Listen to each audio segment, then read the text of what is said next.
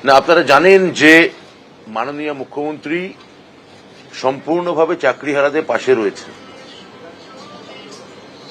এবং তার নির্দেশে চাকরিহারাদের স্বার্থে রাজ্য সরকারের আমাদের বিদ্যালয় শিক্ষা দপ্তর সর্বক্ষণ কাজ করে চলেছে। আজকেও মুখ্যমন্ত্রী তার সভা থেকে বলেছেন যে চাকরি আমরা দিয়েছি, কারা চাকরি খেয়েছে আপনারা জানেন।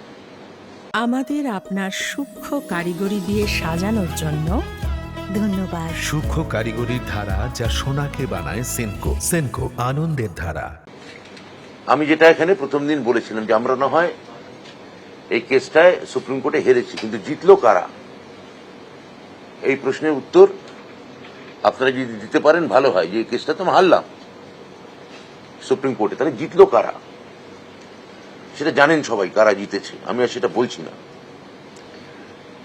এই যে আমরা কাজ করে যাচ্ছি, এটা মাথায় রাখতে হবে। একই সঙ্গে আমরা কিন্তু পুরো প্রক্রিয়াটা মহামান্য ন্যায়ালয় অর্থাৎ সুপ্রিম কোর্টের পুরো বিষয়টা এখনো বিচারাধীন আছে। আমরা এটাও জানিয়েছি আপনাদের মাধ্যমে যে দ্রুত আমরা রিভিউ পিটিশনে আমরা যাচ্ছি, অর্থাৎ আইনি প্রক্রিয়া এখনো চালু তথা লাগু আছে এবং আমরা সুপ্রিম কোর্টের মহামান্য বিচারপতিরা যে নির্দেশ দিয়েছেন তা আমরা অক্ষরে অক্ষরে পালন করতে আমরা বিশেষভাবে দায়বদ্ধ।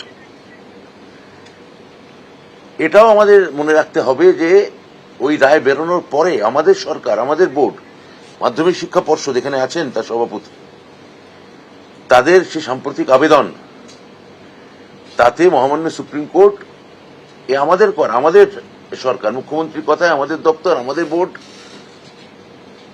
আবেদন করেছিলেন এবং তার জন্য ইতিমধ্যে সুপ্রিম কোর্ট 31শে ডিসেম্বর 2025 পর্যন্ত উপযুক্ত শিক্ষকদের কাজ চালিয়ে যাওয়ার জন্য ইতিমধ্যেই বলেছেন। রিভিউ পিটিশনও আমরা করছি, সেটাও আমরা জানিয়েছি। তাই যেটা এমন কোনো কিছু করা উচিত নয় যেটা আপনাদের রিভিউ পিটিশনকে দুর্বল করে। মহামান্য সুপ্রিম কোর্টের যে নির্দেশ তা লঙ্ঘিত হয় এবং সুপ্রিম কোর্ট যে নির্দেশ দিয়েছেন সেই অনুযায়ী কন্টেম্প্ট অফ কোর্ট যাতে আপনাদের না হতে হয় বা আমাদের না হতে হয় তা আপনাদের বজায় রাখতে, মনে রাখতে অনুরোধ করছি। এটাও বলছি যে তারা সুপ্রিম কোর্ট যে রায় দিয়েছেন 31শে ডিসেম্বর পর্যন্ত, আমি আপনাদের সেই উপযুক্ত শিক্ষকদের বলছি তাদের স্কুলে যোগদান করতে আমি অনুরোধ করছি। বেতনের কথা মুখ্যমন্ত্রী আজকে বলেছেন, আমাদের দপ্তর এই নিয়ে কাজ করে যাচ্ছে এবং আমি আবার বলছি যে নিশ্চিত করার দায়িত্ব আমরা নিচ্ছি।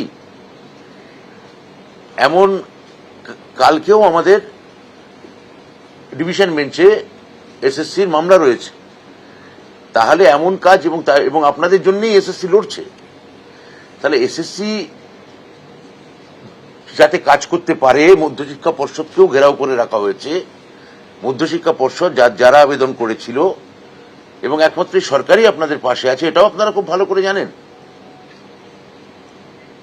তারপরেও আপনারা যাতে কাজ করেন এবং আমাদের সঙ্গে সম্পূর্ণ সহযোগিতা করেন।